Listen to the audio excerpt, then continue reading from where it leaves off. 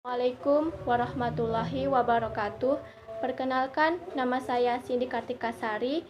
Saya dari jurusan PGSD kelas D reguler 2020. Di sini saya akan menjawab pertanyaan mata kuliah Filsafat Pendidikan. Pertanyaan pertama yaitu, jelaskan pernyataan berikut. Pendidikan berperan penting dalam mewujudkan dan mengembangkan nilai-nilai baru yang diinginkan menuju masyarakat Indonesia baru. Jelaskan sudut pandang Anda tentang kalimat tersebut.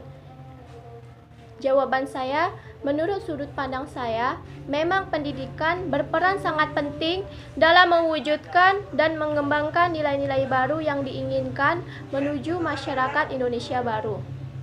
Karena dengan memiliki pendidikan yang lebih tinggi, bangsa Indonesia akan mampu untuk memajukan bangsanya dan bersaing dengan dunia luar.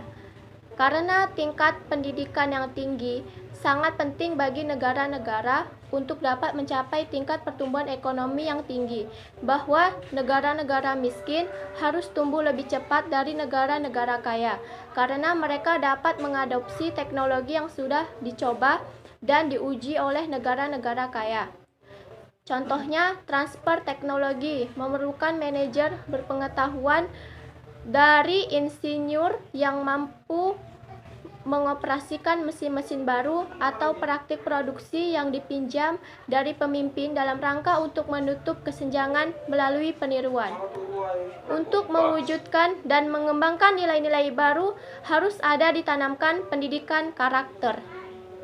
Pendidikan karakter dilakukan dengan tujuan untuk meningkatkan mutu proses dan hasil pendidikan yang mengarah pada pembentukan karakter dan akhlak mulia peserta didik secara utuh, terpadu dan seimbang sesuai dengan standar kompetensi lulusan pada satuan pendidikan. Selain itu, pendidikan karakter juga diarahkan untuk mengembangkan kecerdasan moral dan mengembangkan kemampuan moral anak-anak yang dilakukan dengan membangun kecerdasan moral, yaitu kemampuan memahami hal yang benar dan yang salah, yakni memiliki keyakinan etika yang kuat dan bertindak berdasarkan keyakinan tersebut sehingga orang bersikap benar dan terhormat. Pertanyaan kedua, Good and Brophy 1986 menyebutkan 8 profil guru yang diharapkan siswa, yaitu A. Periang, B. Suka berteman, C. Beremosi matang, D. Jujur dan ikhlas, E. Dapat dipercaya, F. Sehat mental, G. Dapat menyesuaikan diri, H. Merupakan pribadi yang kuat yang memiliki otoritas tapi tidak otoriter. Dari ke-8 profil tadi, jelaskan yang mana 4 yang sudah kamu miliki dan kenapa kamu merasa sudah memiliki profil tersebut. Jawabannya, dari ke-8 profil tadi yang sudah saya miliki adalah 1. Suka berteman. Saya orang yang suka berteman.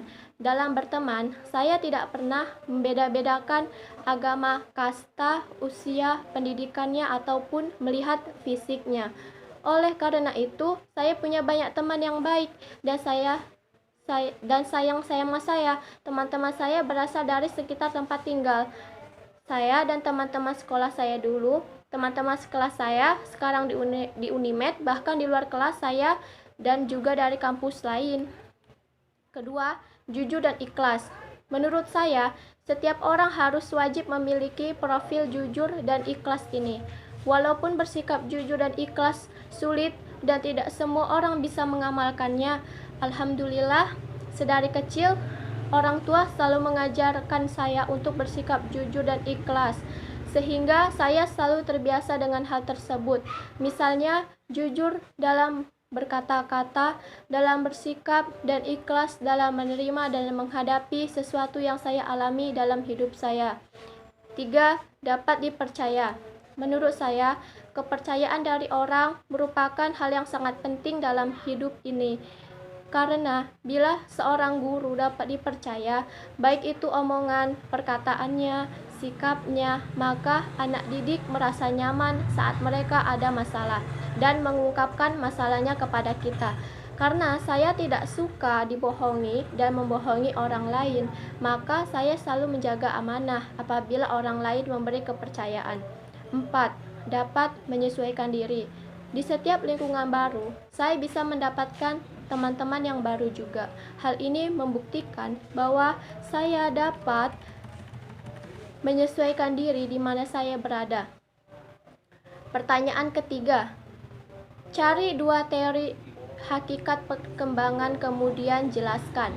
Jawab. Pertama, menurut Briggs 1992, pembelajaran adalah seperangkat peristiwa atau events yang mempengaruhi peserta didik sedemikian rupa sehingga peserta didik itu memperoleh kemudahan dalam berinteraksi berikutnya dengan lingkungan. Maksudnya, seperangkat peristiwa itu membangun suatu pembelajaran yang bersifat internal jika peserta didik melakukan self-instruction dan bersifat eksternal jika bersumber antara lain dari pendidik. Unsur utama dari pembelajaran adalah pengalaman anak sebagai seperangkat event sehingga terjadi proses belajar. Dengan demikian, pendidikan, pengajaran, dan pembelajaran mempunyai hubungan konseptual yang tidak berbeda. Kalau dicari perbedaannya, pendidikan mempunyai pengertian yang lebih luas, yaitu mencakup baik pengajaran. Kedua, menurut teori Gardner 1981 menyatakan bahwa pembelajaran adalah serangkaian peristiwa eksternal peserta didik yang dirancang untuk mendukung proses internal belajar. Maksudnya, peristiwa belajar ini dirancang agar memungkinkan peserta didik memproses informasi nyata dalam rangka mencapai tujuan yang ditetapkan. Tujuan belajar tersebut berfungsi untuk memberikan arah terhadap proses belajar. Untuk mencapai tujuan belajar, pendidik hendaknya benar-benar menguasai cara-cara dalam merancang belajar agar peserta didik mampu belajar optimal. Pembelajaran terjemahan dari kata instruction yang berarti self-instruction atau dari internal dan external instruction atau dari eksternal. Pembelajaran yang bersifat eksternal antara lain berasal dari pendidik yang disebut teaching atau pengajaran. Pertanyaan keempat, jelaskan hak dan kewajiban guru sebagai tenaga pendidik dalam lembaga pendidikan formal yang sudah dijamin dan diatur dalam Undang-Undang Nomor 14 Tahun 2005.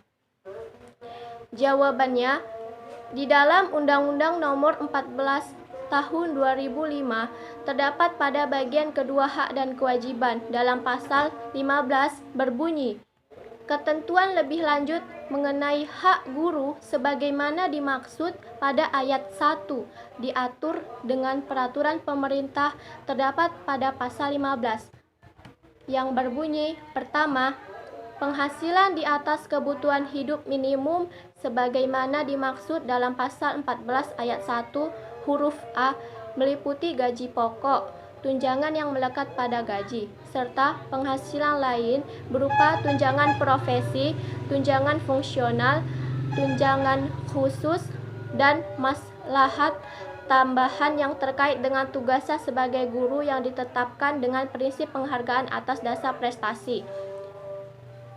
Kedua, guru yang diangkat oleh satuan pendidikan yang diselenggarakan oleh pemerintah atau pemerintah daerah diberi gaji sesuai dengan peraturan perundang-undangan. Ketiga, guru yang diangkat oleh satuan pendidikan yang diselenggarakan oleh masyarakat diberi gaji berdasarkan perjanjian kerja atau kesepakatan kerja bersama. Adapun kewajiban guru terdapat di dalam pasal 20. Dalam melaksanakan tugas keprofesional, guru berkewajiban: pertama, merencanakan pembelajaran, melaksanakan proses pembelajaran yang bermutu, serta menilai dan mengevaluasi hasil pembelajaran. Kedua, meningkatkan dan mengembangkan kualifikasi akademik dan kompetensi secara berkelanjutan, sejalan dengan perkembangan ilmu pengetahuan, teknologi, dan seni. Ketiga, bertindak objektif dan tidak diskriminatif atas dasar pertimbangan jenis kelamin, agama, suku, ras, dan kondisi fisik tertentu, atau latar belakang keluarga, dan status sosial ekonomi peserta didik dalam pembelajaran. 4. Menjunjung tinggi peraturan perundang-undangan, hukum, dan kode etik guru, serta nilai-nilai agama dan etika. Dan yang kelima, memelihara dan memupuk persatuan dan kesatuan bangsa. Terima kasih, Ibu.